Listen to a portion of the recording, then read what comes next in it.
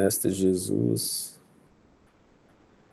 um dia entenderemos melhor todo o apoio, toda a proteção que o Senhor nos envia, à revelia do nosso entendimento. Mas nós sabemos que sem o seu auxílio nossas quedas seriam maiores. Então receba, Senhor Jesus, o nosso agradecimento íntimo, receba a nossa devoção, o nosso desejo ardente de confessarmos que somos cristãos verdadeiros através das ações que tantas vezes não conseguimos efetuar, porque aquilo que entra no nosso íntimo como inteligência e razão não necessariamente é aceito pelos sentimentos equivocados e viciados que temos nos vícios do egoísmo, do orgulho e da vaidade.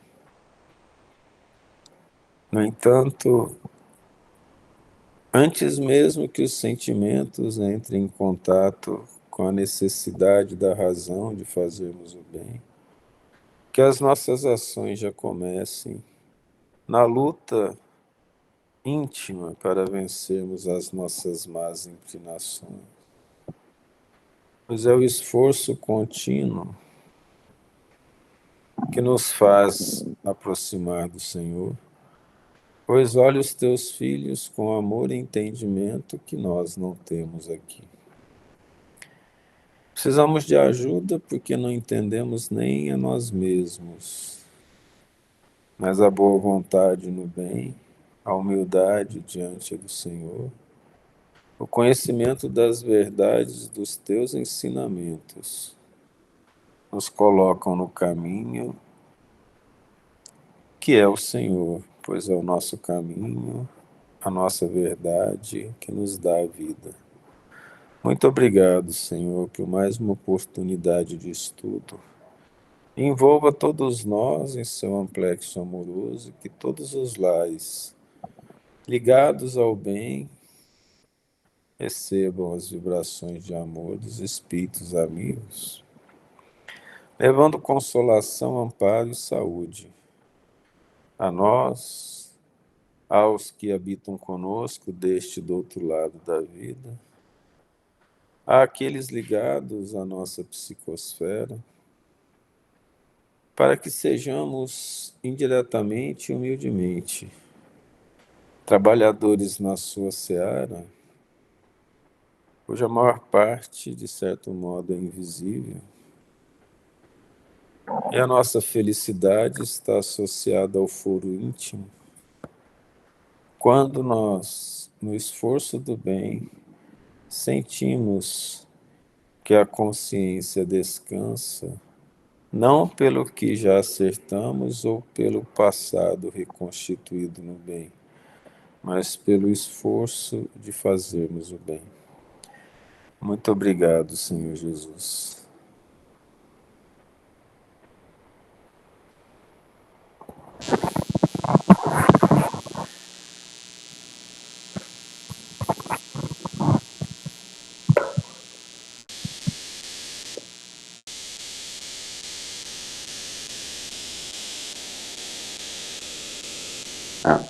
Manuel, acho que seu microfone tá fazendo um barulho.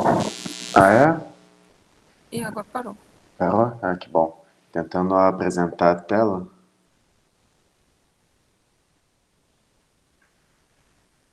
Todos estão vendo a tela? Sim. Vou aumentar aqui.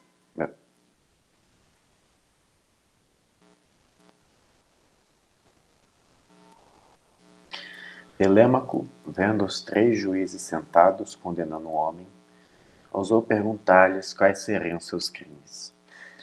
Imediatamente o condenado gritou: Eu jamais fiz qualquer mal. Sempre tive prazer em fazer o bem. Fui magnânimo, liberal, justo, piedoso. De que podem me acusar? Então Minos lhe disse: Nada o reprova sob o ponto de vista dos homens. Mas você não devia mais aos deuses que aos homens? De qual justiça se vangloria? Você não faltou a nenhum dever com relação aos homens que nada são. Foi virtuoso, mas acreditou toda sua virtude a você mesmo, e não aos deuses que lhe deram essa virtude. Querer aproveitar os frutos de sua própria virtude e fechar-se sobre si mesmo. Você foi sua própria divindade. Mas os deuses que tudo fizeram e tudo fizeram para si mesmos, não podem renunciar a seus direitos. Você os esqueceu, eles o esquecerão. O deixarão entregue a si mesmo, já que você quis ser só você mesmo, sem eles. Procure então agora, se puder, a consolação, dentro de seu próprio coração. Veja-se agora separado dos homens que você sempre quis agradar. Veja-se sozinho consigo mesmo, já que você era seu próprio ídolo. Aprenda que não há nenhuma verdadeira virtude sem respeito e amor pelos deuses a quem você tudo deve. Sua falsa virtude, com que por muito tempo você deslumbrou homens fáceis de enganar, vai ser destruída. São cegos quanto ao bem e quanto ao mal. Os homens que julgam os vícios e as virtudes apenas pelos aspectos que lhe agradam ou incomodam. Aqui uma luz divina joga por terra todos os seus julgamentos superficiais. Muitas vezes condena o que eles admiram e justifica o que condenam. A gente já tinha comentado sobre esse parágrafo em específico no último estudo. Sinto muito.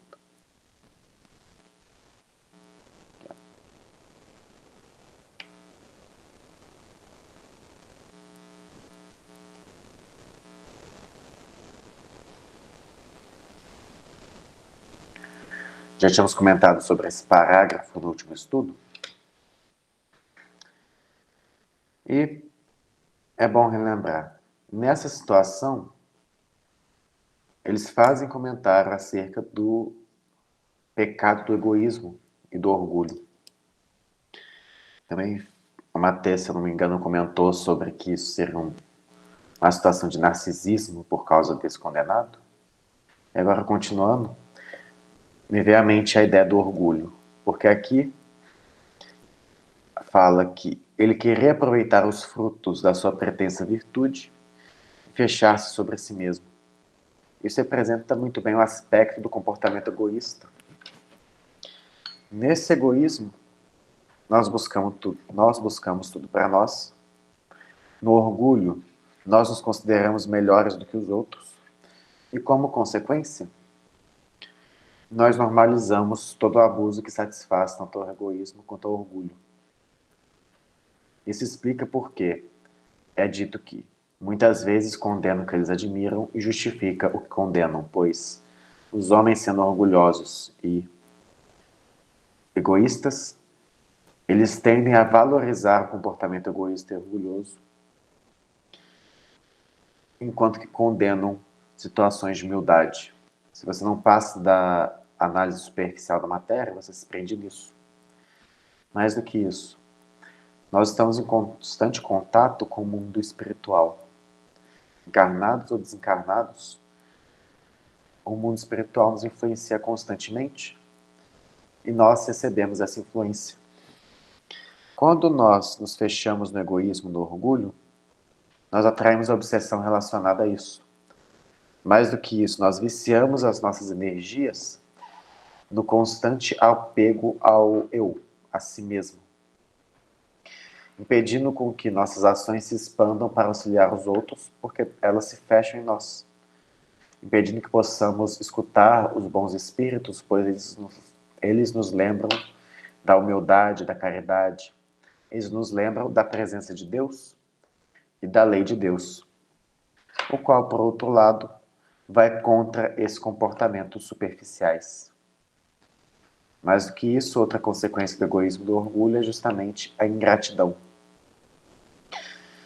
Nós devemos tudo a Deus, portanto, nossa primeira responsabilidade é justamente buscar fazer a vontade de Deus.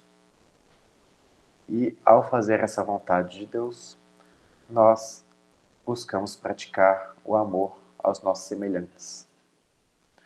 Não se pode esperar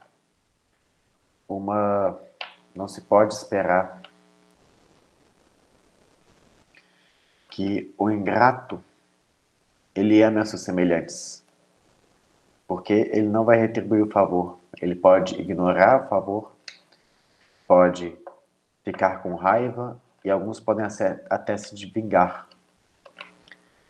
Isso me levou a lembrar de uma lição do livro Vinha de Luz. Se me permitem, eu vou tirar uma foto para poder compartilhar no grupo.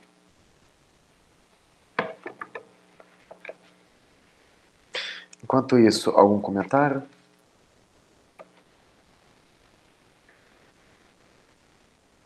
Não.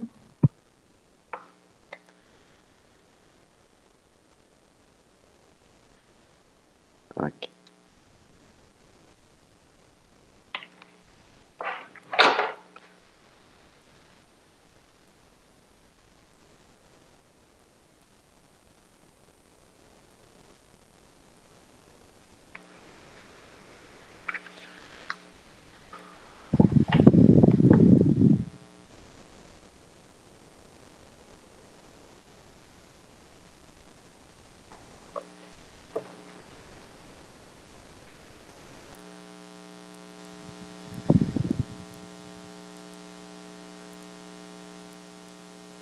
Pronto.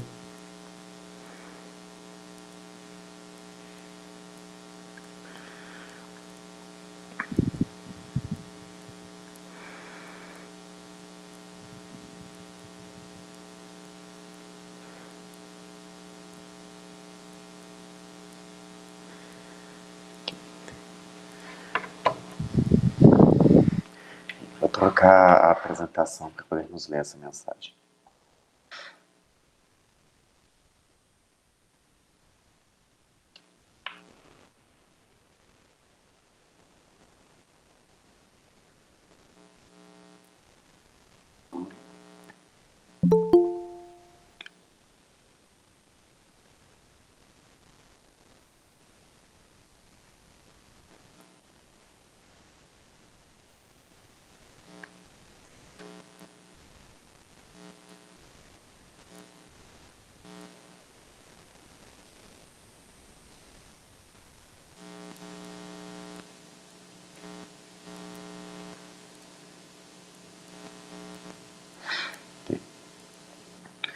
Primeira janela. Nos mesmos pratos. Esse aqui é um livrinho do Emmanuel, no qual ele comenta alguns versículos da Bíblia. Então, primeiro começa com o versículo e depois os comentários. E ele respondendo disse: o que mete comigo a mão no prato, esse me há de trair. Mateus capítulo 26, versículo 23. Nesse caso, fazendo referência à Santa Ceia, no qual ele rediz a sua crucificação na mão dos judeus e dos romanos. Toda ocorrência na missão de Jesus reveste-se de profunda expressão simbólica. Dificilmente o ataque de estranhos poderia provocar o calvário doloroso. Os juízes do Sinédrio, pessoalmente, não se achavam habilitados a movimentar o sinistro assunto. Nem os acusadores gratuitos do mestre poderiam, por si mesmos, efetuar o processo infamante. Reclamava-se alguém que fraquejasse e traísse a si mesmo. A ingratidão não é planta de campo contrário. O infrator mais temível em todas as boas obras é sempre o amigo transviado, o companheiro leviano e o irmão indiferente.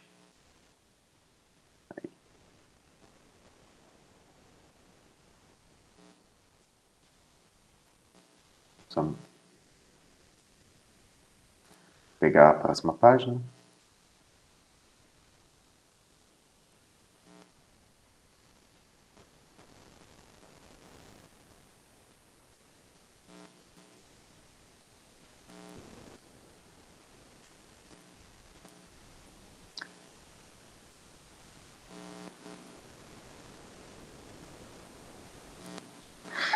Não obstante o respeito que devemos à ajuda redimido, convém recordar a lição em favor do serviço de vigilância.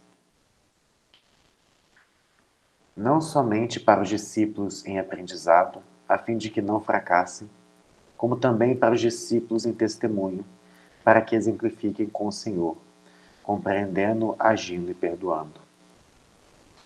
Nas linhas do trabalho cristão, não é demais aguardar grandes lutas e grandes provas, considerando-se, porém, que as maiores angústias não procederão de círculos adversos, mas justamente da esfera mais íntima, quando a inquietação e a revolta, a leviandade e a imprevidência penetram o coração daqueles que mais amamos. De modo geral, a calúnia, o erro, a defecção e o fel não partem de nossos opositores declarados, mas sim daqueles que se alimentam conosco nos mesmos pratos da vida. Conserve-se cada discípulo plenamente informado com respeito à semelhante verdade, a fim de que saibamos imitar o Senhor nos grandes dias. Essa lição traz um exemplo prático de como a ingratidão funciona. Só explicando, quando ela comenta sobre Judas redimido, ele faz questão ao fato de que Judas, depois da sua desencarnação, ele passou por um processo de encarnações de melhora, de sofrimento, e depois de 1000 anos, depois de muito tempo, ele foi capaz de resgatar a sua dívida. Isso é narrado no livro Crônicas de Além Túmulo, também psicografado pelo Chico, só que dessa vez pelo espírito Humberto de Campos, no qual ele traz comentários sobre a vida de Judas e chama a atenção para o fato de que esse erro ele foi cometido por orgulho e por apego às coisas terrenas. E essa lição aqui do Emmanuel chama a atenção para isso. Pois vejam, nós nos consideramos trabalhadores do Cristo, porém, se nós nos permitimos fraquejar, se nos permitimos reincidir nos erros do passado, ou então colocamos limites para o nosso trabalho no bem, nós passamos a ser esse elo fraco em qualquer serviço que prestamos. Os bons espíritos podem continuar tentando nos ajudar, Deus pode mandar seus avisos, e ao mesmo tempo os nossos irmãos e irmãs podem nos aconselhar, porém, sem a decisão íntima de vencer o orgulho e o egoísmo, nós sempre seremos alvo da tentação, e essa tentação é o que resulta em buscar o afeto dos homens, a dominação da matéria, ao invés da virtude real que só se obtém com Deus.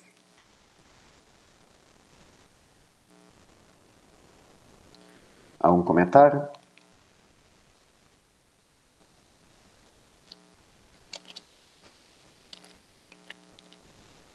Continuando. Ouvindo tais palavras, o filósofo, como se tivesse sido atingido por um raio, quase não podia se segurar. Transformou-se em desespero a complacência com que ele tinha outrora contemplado sua moderação, coragem e inclinação generosa, ou seja, as ilusões que ele tinha acerca de si mesmo foram quebradas. Sentir o próprio coração inimigo dos deuses se tornou um suplício. Não consegue deixar de olhar a si mesmo, vê a presunção dos julgamentos dos homens, aos quais quis agradar com todos os seus atos. Opera-se uma revolução completa em seu interior, como se fossem revolvidas todas suas entranhas. Não se reconhece, não encontra força no coração. Sua consciência, que lhe parecia tão serena, revolta-se contra ele e o repreende amargamente. O desvio do caminho e a ilusão de todas as suas virtudes, que nunca tiveram como princípio ou como fim o culto da divindade.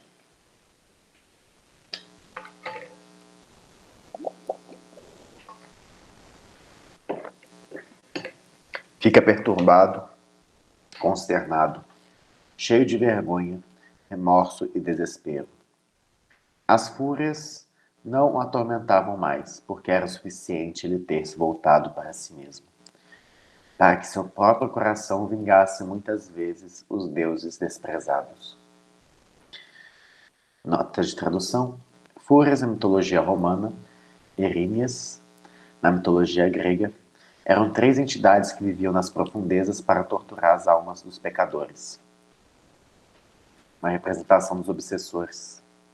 Diz a lenda que nasceram das gotas de sangue que caíram sobre a terra quando Deus Urano foi castrado. Deus Urano, o primeiro rei dos deuses, pai de Cronos, que por sua vez é pai de Zeus. Eram representadas por figuras pavorosas, corpo de velha, com cobras em lugar dos cabelos, pele negra e asas de morcego. E se chamavam Tisífone, castigo, Megera, raiva ciumenta, e Alecto, interminado. Não podendo se esconder de si mesmo, procura os lugares mais sombrios para se esconder dos outros mortos. Procura as trevas e não as encontra, porque uma luz inoportuna o segue por toda parte. Isso lembra muito a narração dos livros Jesus no Lar, A Visita da Verdade, no qual um devoto, a ser confrontado da verdade de sua própria condição de sofrimento, percebendo que era a causa dos seus próprios sofrimentos, ao invés de buscar a luz e a redenção, foge para um local em que ele pode se esconder. Em todos os lugares, raios penetrantes vingam a negligência que ele teve para com a verdade. Tudo que ele amou se torna odioso, como se fosse a fonte de seus males, que nunca terminarão. E ele se lamenta: ó insensato que fui, nunca conheci nem os deuses, nem os homens, nem a mim mesmo. Nada conheci, já que nunca amei um único e verdadeiro bem. Todos os meus passos foram desvios. Minha sabedoria era apenas loucura, minha virtude um orgulho ímpio e cego. Eu era o meu próprio ídolo.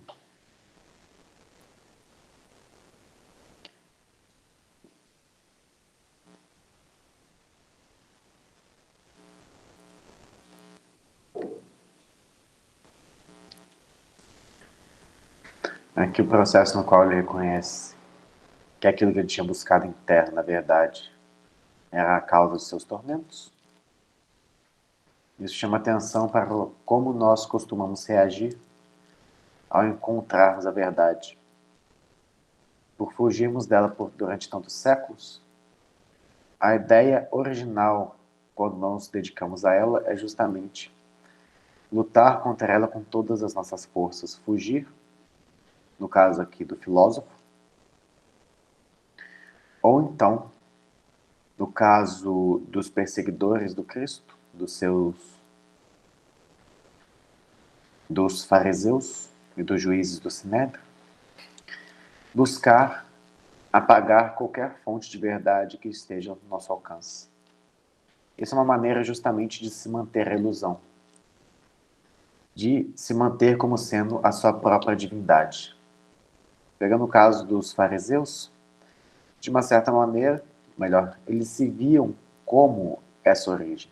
Eles acusavam Jesus de subverter a lei de Moisés, de quebrar essa lei ao curar no sábado, ou então, por se dizer filho de Deus, mesmo ele realizando feitos que comprovavam que ele era o Cristo.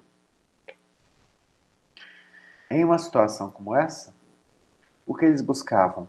Manter o poder deles. Se Cristo chega, e ele chega trazendo a verdade, ele chega trazendo o amor, trazendo a humildade, isso vai contra os processos nos quais eles se mantinham no poder, dos quais eles agradavam aos homens e agradavam ao próprio orgulho, pois eles se consideravam representantes de Deus na Terra. Consideravam-se seus missionários, os protetores das leis mosaicas. E nisso eles tinham a estima dos homens. Mesma coisa aconteceu com os padres, especialmente na Idade Média. Acontece com palestrantes espíritas e pastores atualmente. Pois, buscando a verdade, lembrando que aqui é comentado que ele é um filósofo, que para os gregos que significa amante da verdade,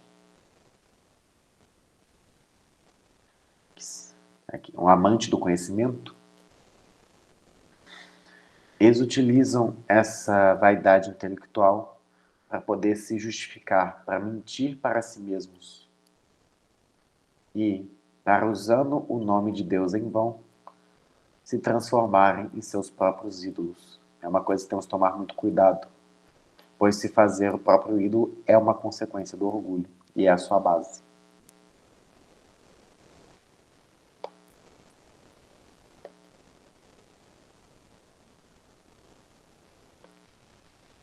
Finalmente, Telêmaco avistou os 6 que estavam sendo condenados por terem abusado do poder.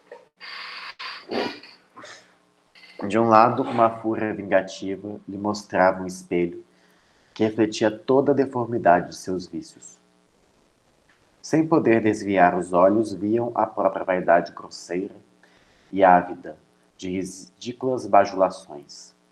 A dureza que tiveram para com os homens a quem deveriam ter feito felizes, a insensibilidade para com a virtude, o medo de compreender a verdade e a predileção pelos fracos e bajuladores.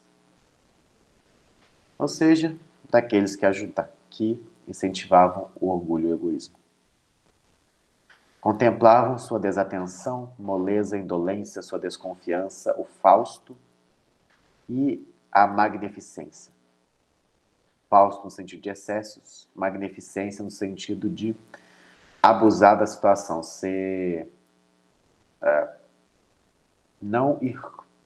não se utilizar de energia para poder resolver algumas situações, ou então desconsiderar o erro como alguma coisa menor.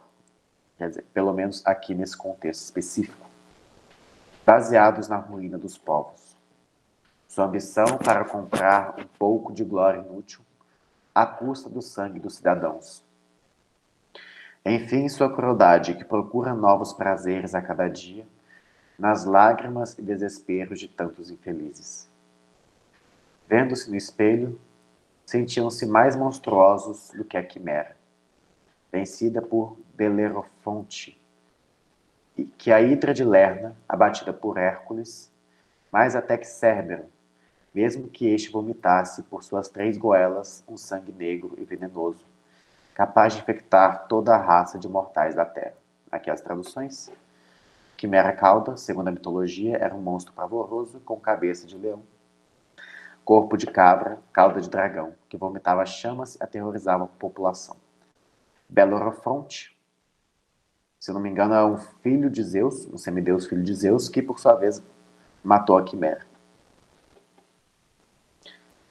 Hidra de Lerna era uma serpente mitológica de 7 cabeças que renasciam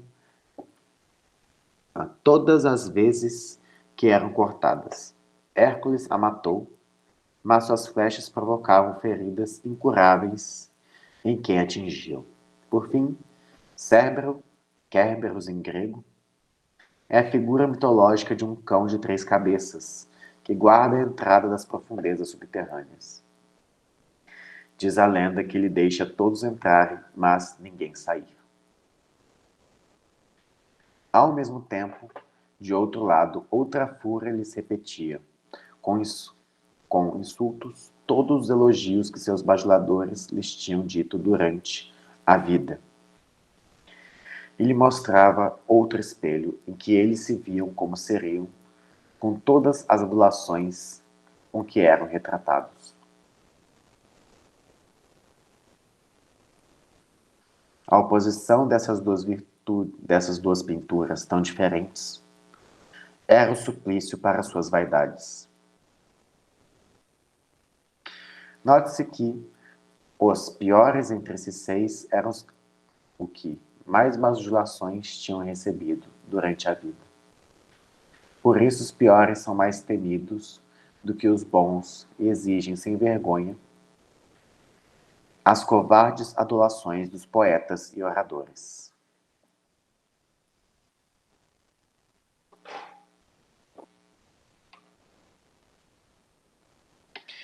Esse caso me lembrou de uma situação narrada nos livros do André Luiz, que seriam as preces refratadas, e também uma situação no qual uma pessoa ela tinha mais consideração dentre os encarnados do que a sua virtude real lhe merecia. Explicar uma de cada vez. Quando os homens lhe consideram melhor do que você realmente é, ao se confrontar com a verdade e confrontar com a aparência que eles projetam sobre você, isso obviamente é um tormento para a própria vaidade. E se a pessoa faz isso de caso pensado, consequentemente, ela é obrigada a sofrer esses tormentos, porque é a consequência direta de suas ações. Ela chamou por isso durante a vida, por suas vibrações, por seus pensamentos, por seus atos. Depois desencarnada, ela sofre essas ações, o resultado dessas ações depois, enquanto está no mundo espiritual.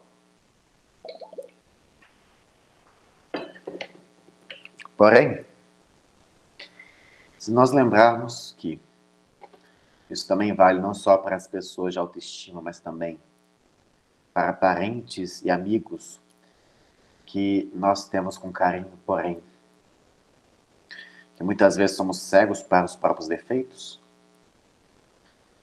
Muitas vezes nós oramos por eles ou para eles, que é o caso narrado no livro Entre a Terra e o Céu, de uma filha que, vendo a situação triste da sua família depois do desencarne do irmão mais novo, tanto da madrasta quanto do pai, ela ora para a mãe desencarnada. Porém, a mãe, não estando em condições morais de receber essa oração, de auxiliar a filha, ao invés de ir diretamente para a mãe, essa oração com fé é recebida pelos grupos de trabalho de auxílio daquela família, que, por sua vez, começam um processo para poder redirecionar aquele ambiente familiar para o bem, para a tranquilidade.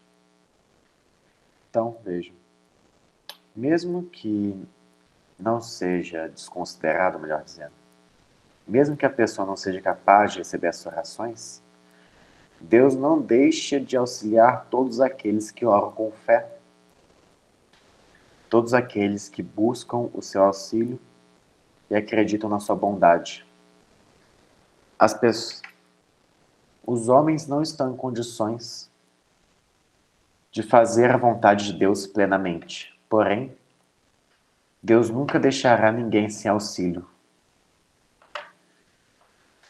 representando uma forma como ele se utiliza até mesmo das situações ruins geradas por nós mesmos para gerar auxílio e para gerar aprendizados.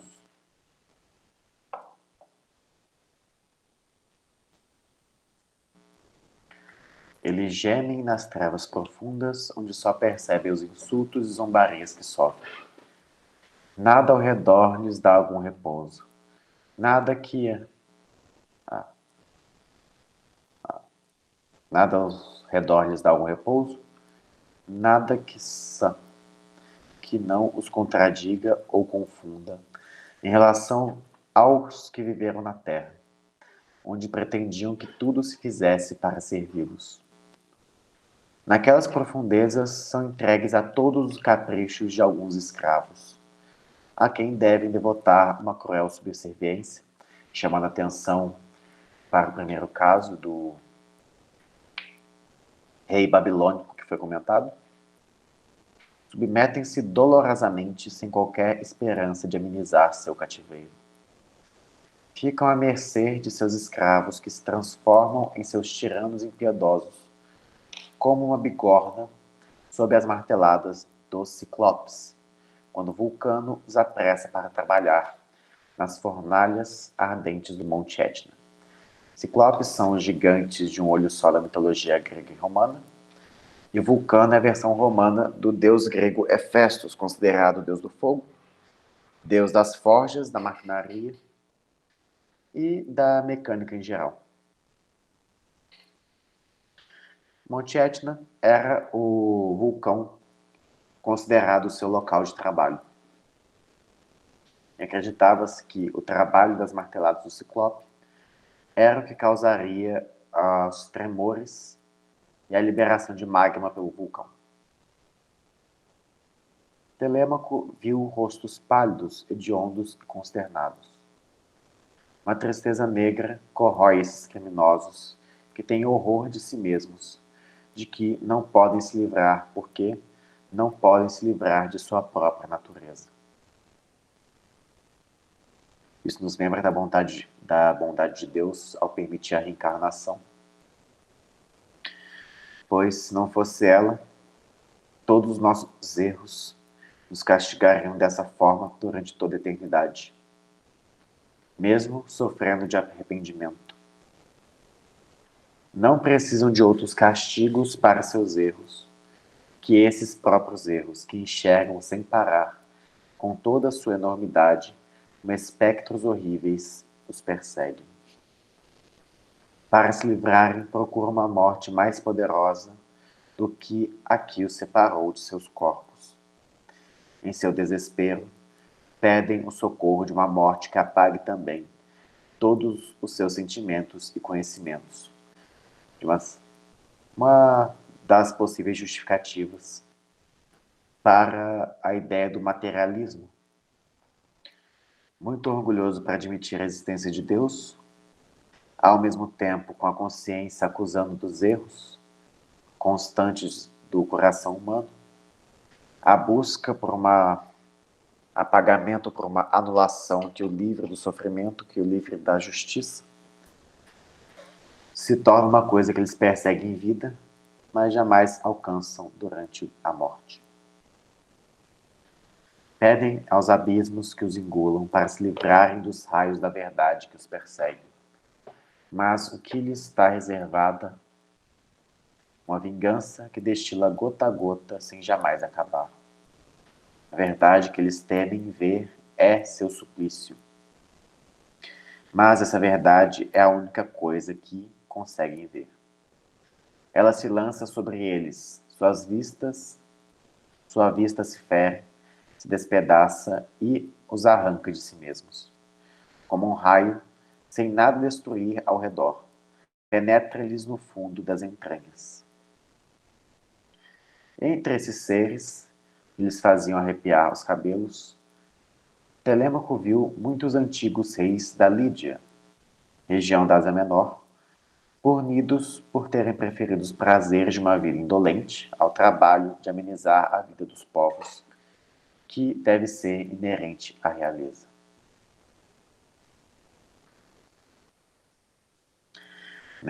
Ou seja, punidos por causa da preguiça que vem do excesso de conforto.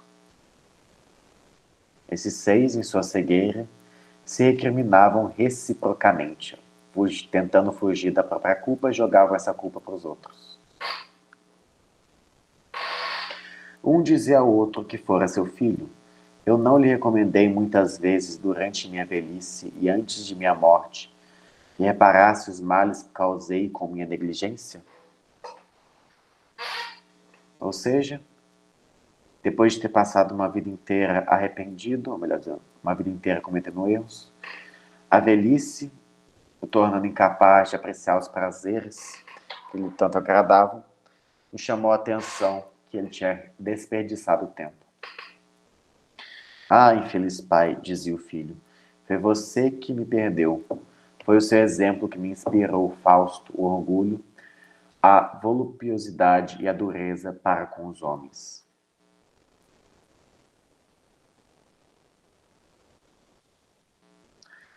Vendo-o governar com tanta incúria, rodeado de frouxos bajuladores, me acostumei a gostar de adulação e de prazeres. Acreditei que, para os seis, os homens eram, para os seis, o que os cavalos e outras bestas de carga são para os homens. Animais que só servem para prestar serviços e comodidades.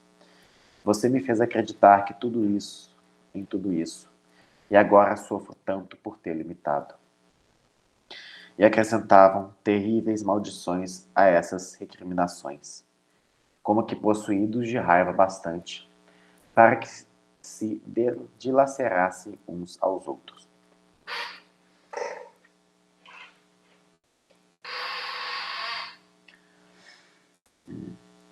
Esse é um caso interessante por chamar atenção para o poder do exemplo. Quando Jesus veio à Terra, ele aliou as suas palavras ao seu exemplo constante da realização do bem. Nos seus momentos finais, ele exemplifica o orgulho, ele exemplifica a luta contra o orgulho pela humildade, ele exemplifica o perdão, o desapego aos bens materiais, o desapego à vida da matéria, dando preferência à vida do céu. Mais do que isso, ele chama atenção para o erro dos fariseus, que são orgulhosos, da iniquidade humana, das falhas de caráter. E durante toda a sua estadia, ele auxiliou os outros praticando a caridade moral, material, curando e ensinando. Por meio do exemplo, nós criamos ao nosso redor vibrações que são percebidas pelos nossos irmãos e irmãs, encarnados ou desencarnados. Essas vibrações, elas se tornam parte do cotidiano, e quando falamos do caso de filhos para com pais, nós temos que ao mesmo tempo o pai ele pode observar o comportamento do filho desde os primeiros momentos, vendo como ele trata os colegas, como ele trata a família, quais são os motivos de suas birras. Os filhos, ao mesmo tempo, observam os pais e percebem os seus comportamentos, seguindo aquilo que eles incentivam,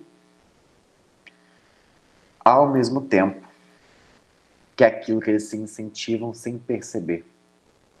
Por quê? O rei, do caso anterior, falou que em sua velhice recomendou ao filho que ele agisse diferente. Porém, se ele tivesse exemplificado o que era essa diferença, se ele realmente tivesse exemplificado o arrependimento, será que ele não estaria numa condição melhor? Pois daí, de uma certa forma, se o filho tivesse seguido esse exemplo, ele não teria pelo menos o mérito de ter se arrependido e de ter tentado ensinar o filho? Agora, por sua vez, se o filho não tivesse seguido seu exemplo, mas ele tivesse feito tudo aquilo ao seu alcance para ensiná-lo, ele pelo menos teria a paz de consciência. Talvez ele não buscasse recriminar o próprio filho, talvez ele buscasse até pedir perdão. E já teria encontrado com a verdade antes, tornando o sofrimento menos doloroso. Enquanto isso, o filho, seguindo o exemplo do pai, ele coloca toda a culpa de sua miséria nele, naquele que o criou, se desresponsabilizando, que é um comportamento comum em muitos filhos, buscando sempre a causa dos seus sofrimentos dos pais, dos amigos, especialmente na época da adolescência, da infância para a adolescência, e em muitos casos também na fase adulta. Eles evitam assumir a responsabilidade de seus erros. Se eu sou assim, foi por causa do seu exemplo. Desconsiderando que eles têm responsabilidade sobre seus próprios atos. Santo Agostinho comenta isso na lição Os Laços de Família do Evangelho segundo o Espiritismo, na qual chama atenção para essa responsabilidade dos pais, que devem identificar desde cedo os erros de seus filhos e buscar remediá-los, a fim de que não sejam obrigados a vê-los sofrendo depois do desencarne, devido à sua própria incúria. E dizendo que Deus reserva para aqueles que se dedicaram à criação e ao auxílio daqueles sob sua confiança, a paz e a tranquilidade da consciência tranquila, que, como podemos ver, tirando todos os sofrimentos materiais que esses casos estão submetidos, a consciência intranquila é o sofrimento mais constante e o mais difícil de se fugir depois de desencarnado e até mesmo na própria vida, no qual ela se estabelece por meio de ansiedades, de compulsões, de busca constante de prazeres.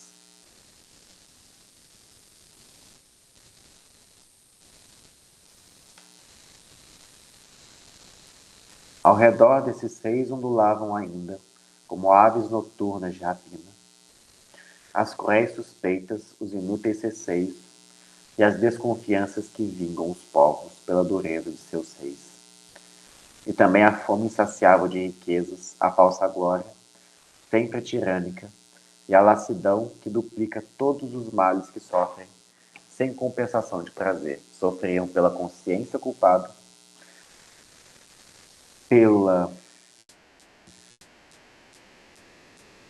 ressentimento daqueles que lhes tinham governado e por esse ressentimento ter sido causado por suas ações fora da virtude, eles são obrigados a sentir, e também pela falta dos prazeres materiais, mostrando que eles não se arrependeram, pois ainda buscavam as mesmas coisas na terra, que buscavam na terra. Viam-se muitos desses seis severamente punidos, não por males que tivessem praticado, mas por terem negligenciado o bem que deveriam ter feito.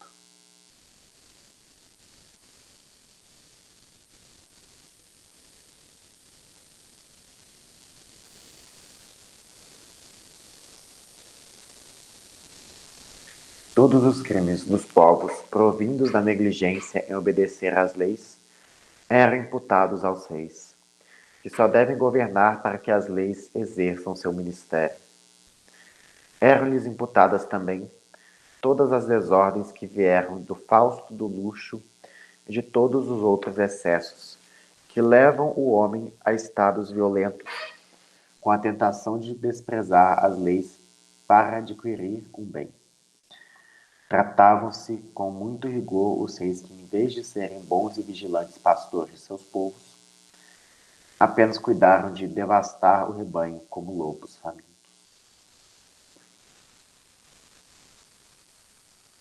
Isso nos chama a atenção para tomar cuidado com o que é considerado normal. Como é considerado normal na sociedade cuidar apenas de si mesmo, dos próprios interesses, é comum que seja incentivado a se ignorar todo o bem que se pode fazer.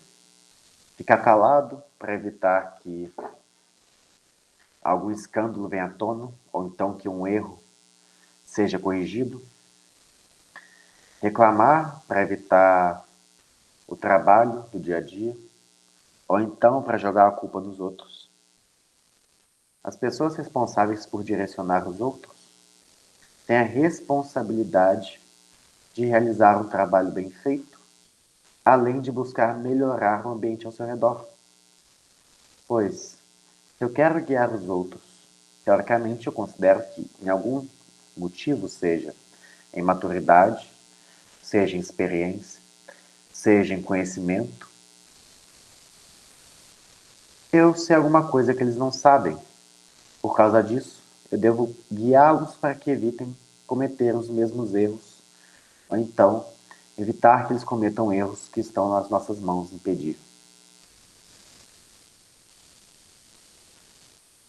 Nessa situação, eles são considerados responsáveis porque eles não se deram ao trabalho de aplicar as leis do seu próprio reino, ou então não se deram ao trabalho de se serem responsáveis de buscarem direcionar as pessoas para o bem. Eles buscaram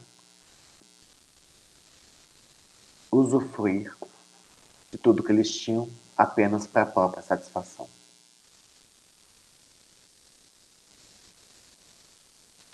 Mas o que mais entristeceu Telêmaco foi ver, neste abismo de trevas e de males, um grande número de reis que tinham sido considerados muito bons na terra e que eram condenados por se deixar influenciar por homens maus e religiosos.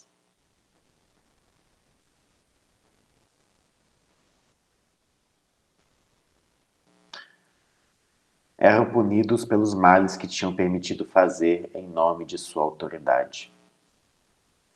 Ou seja, a ignorância culposa não ter buscado corrigir os próprios erros, ou então não ter buscado conhecer a realidade ao seu redor.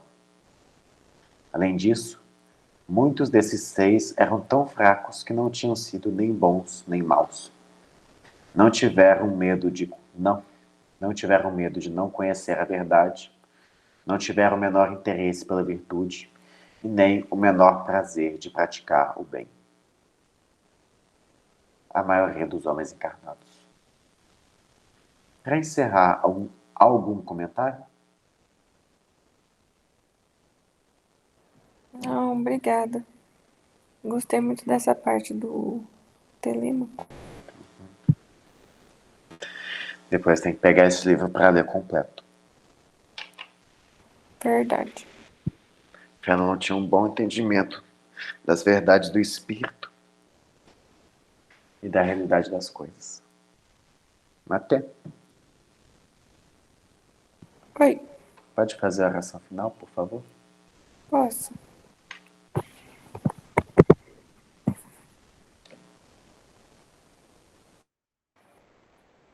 Querido Mestre Jesus, nós agradecemos ao Senhor as bênçãos do dia, as bênçãos do estudo, e da companhia dos Espíritos que nos amam. Que essa luz que a doutrina espírita nos traz, esse entendimento profundo das consequências dos nossos atos, pensamentos, decisões, cheguem até nós profundamente, nos mostrando que o caminho é o Senhor e a sua verdade. Nós pedimos ao Senhor que nos abençoe, que nos dê forças para que continuemos lutando sempre, para não sermos como os reis caídos, como uns parentes desprevenidos, mas sim